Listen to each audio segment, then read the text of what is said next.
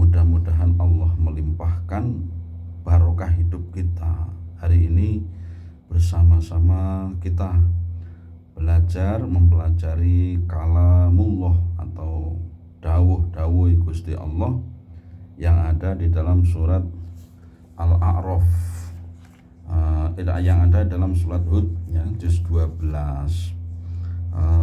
Mitra Persada, hari ini kita bertambah nikmat karena hujan. Mudah-mudahan hujan ini merupakan rahmat dari Allah, karena hujannya tenang, tidak membawa angin, tidak membawa banjir. Kita telah sampai di surat Hud ayat 111. Kemudian kita lanjutkan, a'udzubillahi minasyaitonir rajim. Bismillahirrahmanirrahim. Fastaqim kama umirta wa man taba ma'aka wa la tadghaw innahu bima ta'maluna basir. Wala tarkanu ilal ladzina zalamu fatamassakumun nar wa ma lakum min dunillahi min awliya thumma la tunsarun.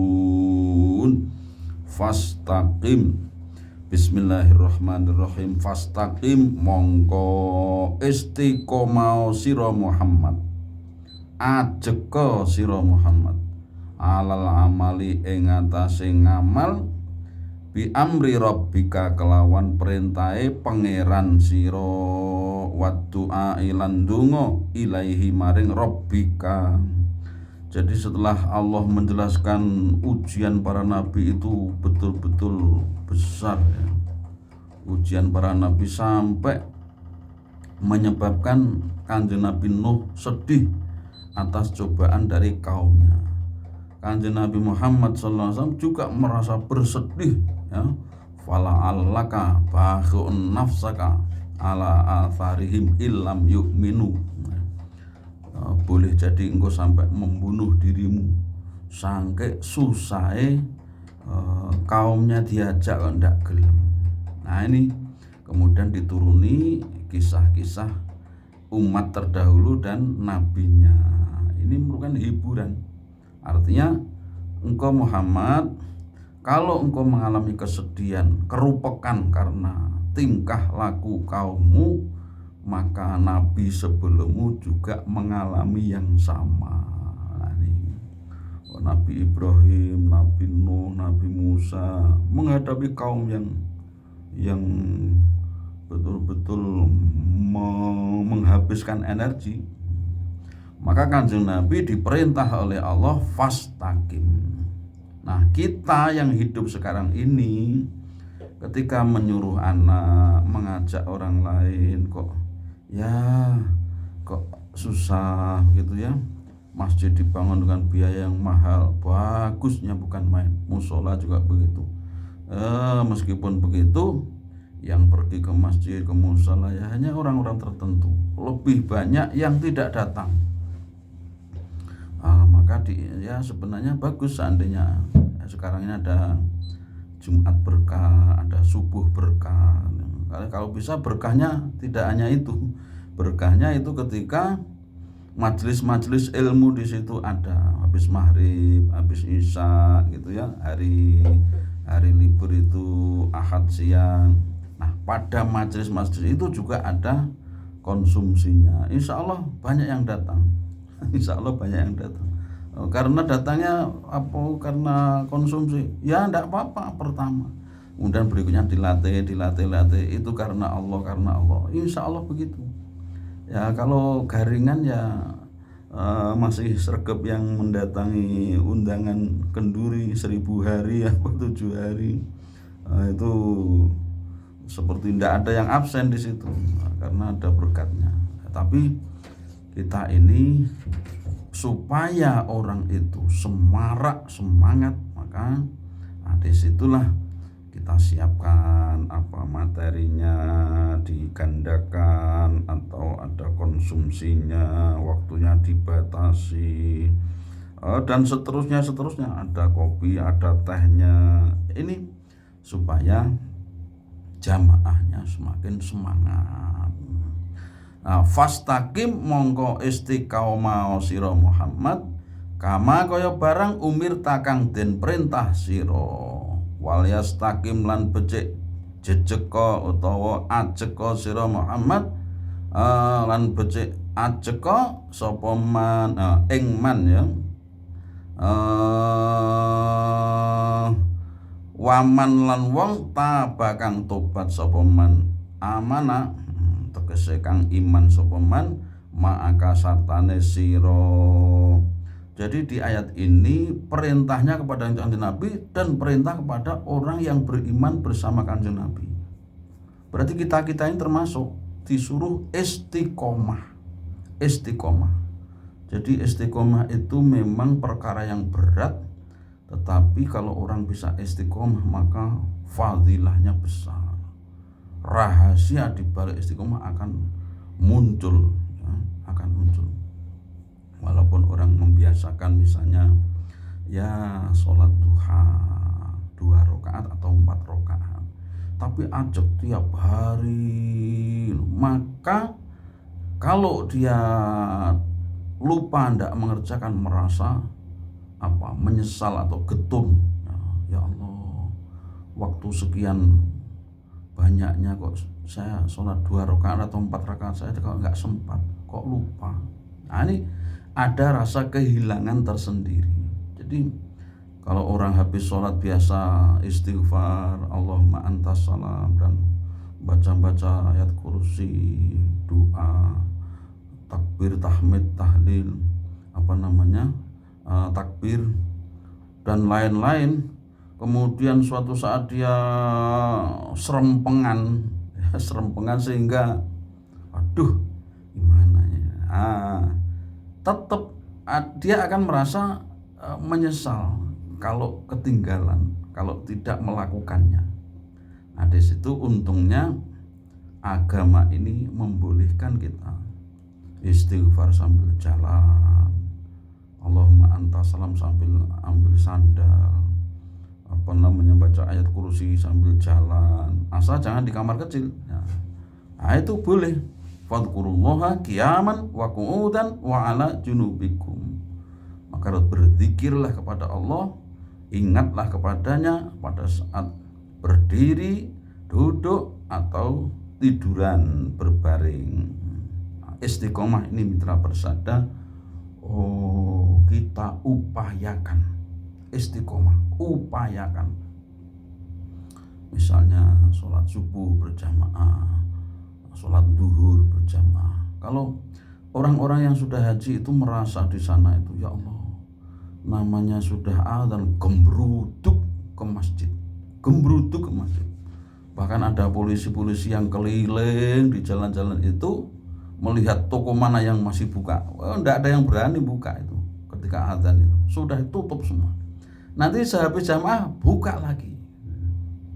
Wah, kalau di sini begitu kan bagus ya, serempak semuanya ke masjid yang beragama Islam, tokonya tutup semua. Karena apa? Karena rezeki Allah itu kalau memang sudah bagiannya pasti terkirim, tidak tertunda dan tidak salah kirim. Sekali lagi, tidak tertunda dan tidak salah kirim. Lawang sik jamaah akhirnya tak kirim ke orang lain, tidak.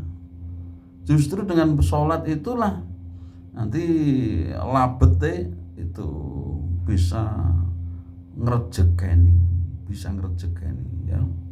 Wah, itu ayatnya wa'mur ahlaka bis sholati wastabir 'alaiha la nas'aluka rizqa, gitu kan. Perintahkan keluargamu nglakoni sholat dan bersabarlah menjalankannya. La nas'aluka rizqa, kami Allah tidak memintamu rizki, nahnu narzukuk, kamilah yang memberimu rizki. Kenapa kok perintah sholat dikaitkan dengan urusan rezeki? Padahal itu satu ayat itu.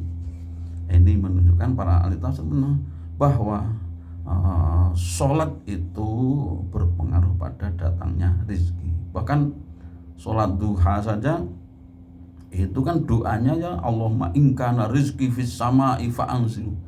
Kalau rizki saya masih di langit tolong turunkan. Kalau masih di bumi fa'akhriju, keluarkan. Kalau ba'idan faqarribhu, rizkiku itu jauh maka dekatkanlah ya Allah. Kalau dia masih haram maka bersihkanlah. Jadi berkaitan doanya itu berkaitan dengan rizki kan. Ya seperti inilah ajaran Islam itu. Kalau dunia itu dikejar, ndak entek-entek, ndak akan berhenti, ndak akan selesai. Tapi kalau akhirat kita dulukan, maka dunia itu mengikuti kita. Ya. Dunia itu mengikuti kita. Para dokter itu dikejar oleh uang itu, dikejar. Bukan dia mencari uang, tapi dikejar oleh uang. Setiap buka itu, wah antri sudah banyak. Ini contoh yang baik dalam hal ini adalah Nabi Ibrahim alaihissalam. Beliau itu kalau sudah diperintah Allah langsung budal. Diperintah menyembelih anak langsung berangkat. Diperintah meninggalkan anak yang masih kecil dalam keadaan tidak ada air, tidak ada makanan, tidak ada orang, langsung berangkat. Diperintah begini langsung berangkat, diperintah khitan berangkat. Jadi kanjeng Nabi Ibrahim itu maka digelari Khalilullah. Wattakhadallahu Ibrahim Khalila. Allah menjadikan Nabi Ibrahim Khalil atau kekasih. Yang namanya orang itu kalau sudah mencapai tingkat yang tertinggi dalam urusan ketakwaan, maka menjadi kekasihnya Allah. Kekasihnya Allah. Kalau orang itu sudah menjadi kekasihnya Allah, Allah berkumandang di langit, ini malaikatku, aku menyukai dia, maka sukailah dia. Malaikat menviralkan, Allah menyukai orang ini, maka sukailah orang ini. Maka orang-orang di sekitarnya ya sama suka kepada dia. Karena pengaruh Allah sudah menyukai. Nah Allah supaya suka itu kita mengikuti ajarannya. Wala tadghaw, jadi istiqomahlah, wala tadghaw lan ojo ay tajawazu, wala tajawazu hududallahi, jangan melampaui batasan-batasan Allah. Jadi kalau sholat itu kan ya ada waktunya, terus ada waktu istirahat, ada untuk makan, ada untuk istirahat, untuk santai, ya. Jadi dibagi waktu itu, jangan sholat, zikir, kemudian tidak nyambut gawe. Nah ini namanya bering, ngerti bering ya? Bering itu berat sebelah.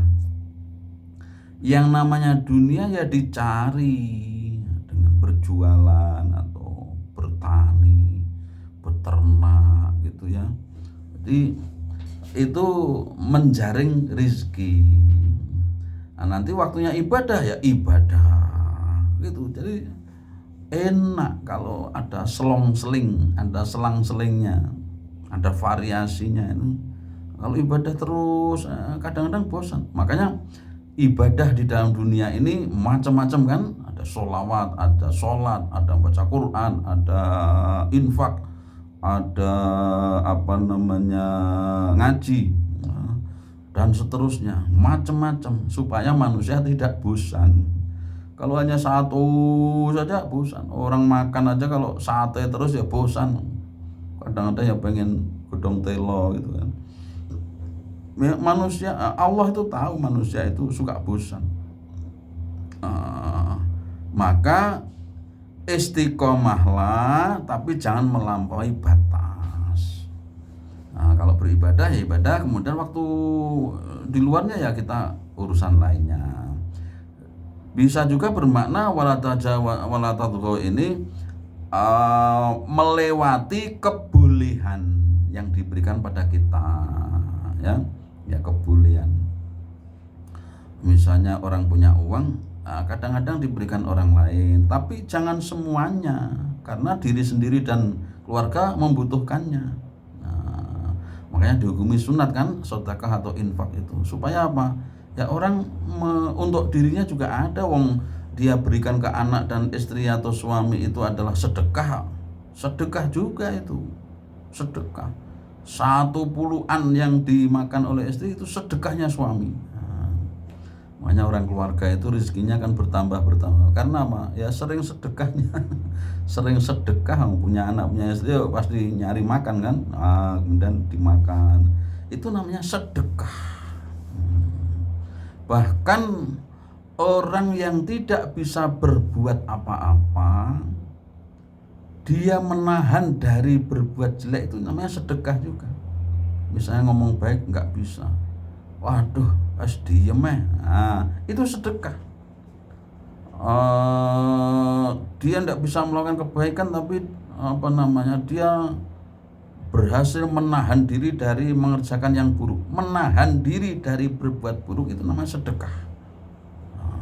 Tidak hanya ngasih uang, ngasih apa, tidak hanya itu, tidak hanya membaca kalimat thayyibah, tetapi mencegah diri, menahan diri dari berbuat jelek, itu juga sedekah. Bukan main ajaran Islam ini.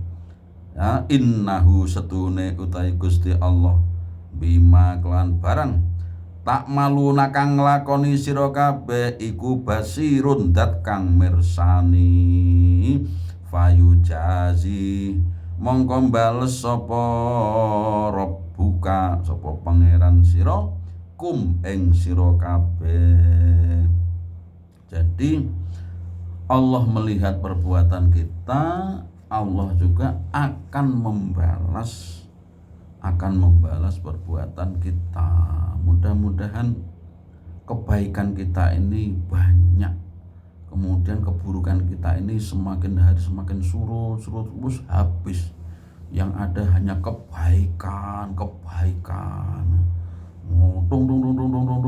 Bodalnya langgar. Ada anak-anak diulang ngaji, ada orang minta dikasih, ada iuran dia ngasih, ada itu di rumah-rumah kita kan ada komplong kan, sedekah tiap hari itu. Itu bagus kalau pagi-pagi kita ngasih di situ. Karena apa? Siapa yang pagi-pagi bersedekah maka ngalamat bakal keduman rezeki, bakal diparingi oleh Gusti Allah. Pagi-pagi sudah menyenangkan orang lain kan dengan bersedekah itu, maka akan diberi balasan.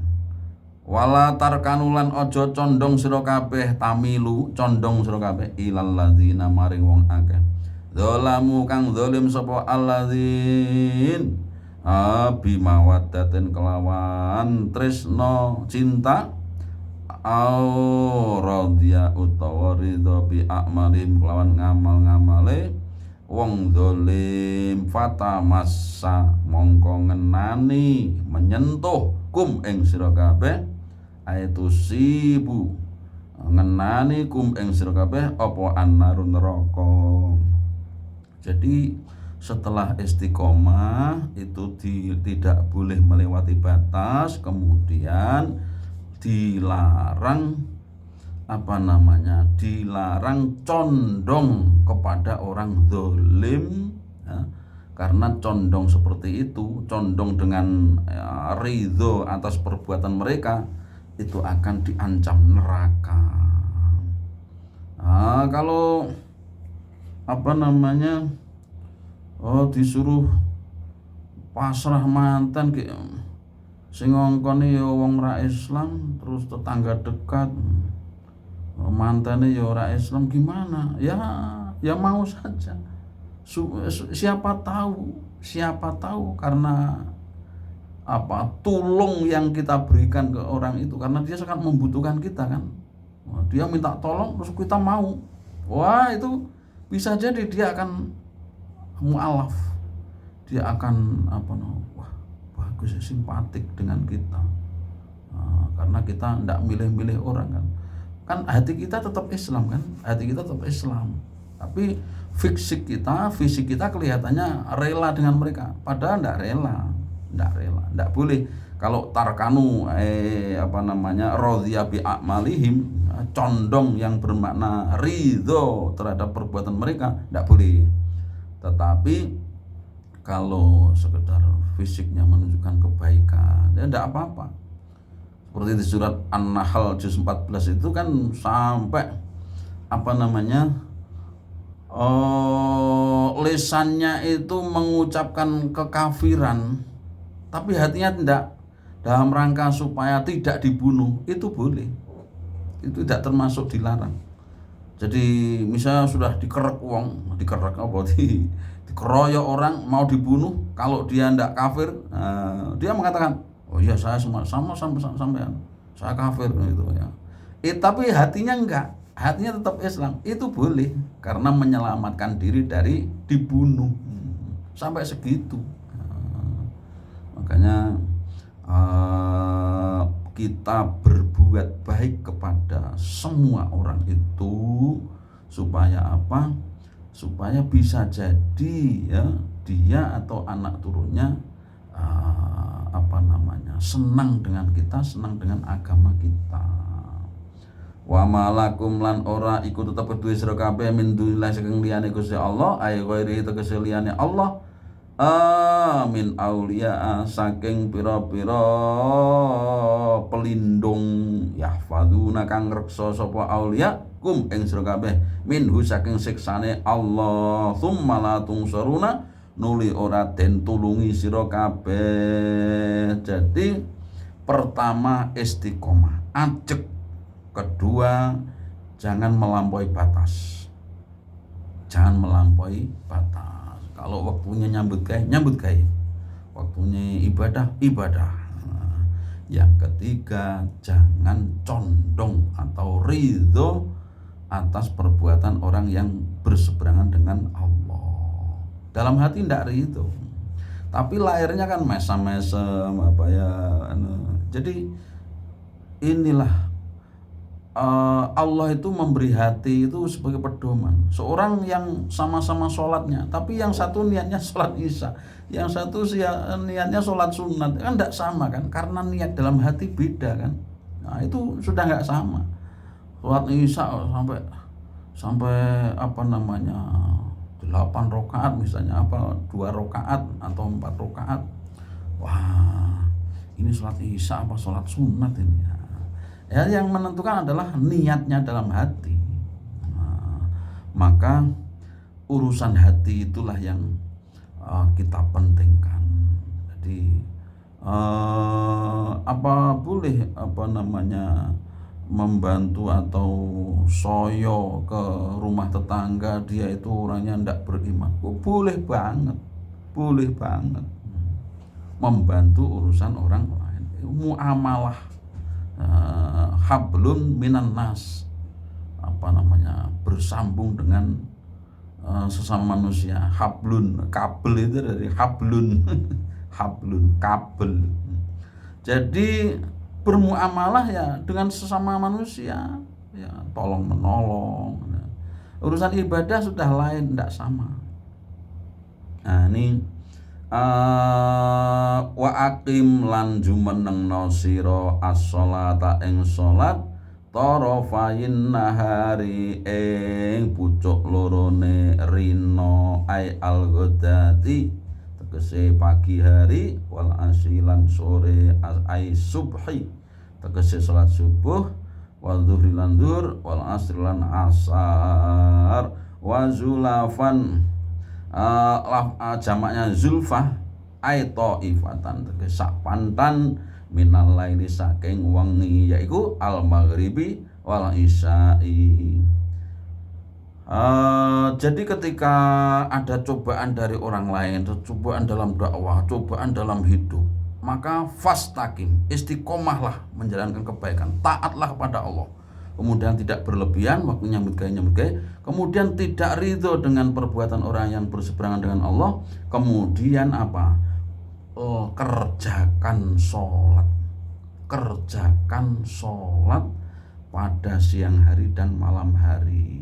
Torofain nahar itu subuh, zuhur, asar, wa zulafa minal laili, isya, maghrib dan isya. Maghrib, isya itu ada 5 itu. Innal hasanati, setuhune utawi pira-pira kebagusan kasolawatul khamsi, kaya salat 5 waktu, iku yuzhibna, ngilangi apa hasanat, as-sayyiati ing pira-pira amal ala, adzunuba pira-pira dosa, as-saghaira kang cilik-cilik. Ya Allah, mitra persada, begitu indahnya ya ajaran ini ya.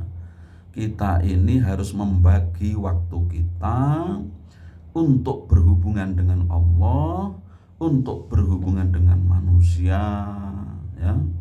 Tidak boleh melampaui batas, tidak boleh condong atau ridho dengan perbuatan orang yang salah. Kemudian sholat ini tetap jejak ya, dilaksanakan. Sholat ini ya sangu kita nanti di akhirat. Makanya subuh, zuhur, asar, maghrib, isya ya, kalau bisa sampai berjamaah ya. Nazarat fiman qabbala ajnabiyatan fa akhbarahun nabiyya sallallahu alaihi wasallam faqala aliyah hadza qala li jami ummati kullihim rawahu syaikhani ya apa namanya. Jadi perbuatan baik itu perbuatan baik itu menghapus perbuatan buruk ya. Perbuatan buruk tersebut masalah di sini adzunub as-saghair, dosa-dosa kecil. Mitra persada, Allah Subhanahu wa taala menurunkan kitab suci Al-Qur'an agar manusia itu bahagia, agar hidup manusia itu berguna, kemudian tidak kesulitan. Kalau kita melajari ayat-ayat seperti ini, maka bertambahlah wawasan kita sehingga kita menghadapi dunia ini ndak susah lah. Rezeki kok angel kan ya, Allah pasti memberi rezeki. Dari mana datanya nggak tahu. Saya aja nggak tahu, pagi tadi makannya ternyata itu, tadi malam ternyata itu, nggak tahu itu sebelumnya. Nanti malam makan apa nggak tahu, tidak tahu. Tahu-tahu kok enak sekali. Tadi pagi itu diantar singkong sama orang sama pohonnya. Sampai dia berjanji akan saya tanam di rumah jenengan ini pohon-pohon singkong. Akan saya hilangkan daun-daun sawo yang ketinggian itu. Pokoknya membantu. Siapa yang menyuruh dia datang ke rumah saya sampai memberi singkong, berjanji begitu-begitu? Itu karena Allah menyuruh. Nggak menyangka kita, nggak menduga. Saya kasih singkong seneng, kadang-kadang dia ngasih ikan kali, kadang-kadang sudah matang, kadang-kadang ngasih apa, ya Allah kok ngasih. Nah, kita juga ganti ngasih. Jadi kita tidak tahu apa yang terjadi. Wama taksibukul wama tadri nafsum bi ayyi ardin tamut wa ma tadri nafsum madza taksibu gada wa ma tadri nafsum madza taksibu gada wa ma tadri nafsum bi ayyi ardin tamut gitu ya. Orang tidak tahu apa yang dikerjakan besok. Orang tidak tahu di bumi mana dia meninggal dunia. Makanya kalau kita bepergian jangan lupa berdoa. Kemudian ingat Allah. Nyopir sambil megang HP atau enggak pakai helm. Lah, jalan itu milik orang banyak. Kita harus hati-hati. Disitulah mitra persada harus istiqomah, harus tidak melampaui batas, harus tidak ridho kepada perbuatan orang yang melanggar ajaran. Kemudian kita kerjakan sholat. mudah-mudahan menjadi bekal saya dan mitra bersada. Mudah-mudahan Allah mempertemukan kita pada hari yang lain. Amin. Wallahul muwaffiq ila aqwamit thoriq. Wassalamualaikum warahmatullahi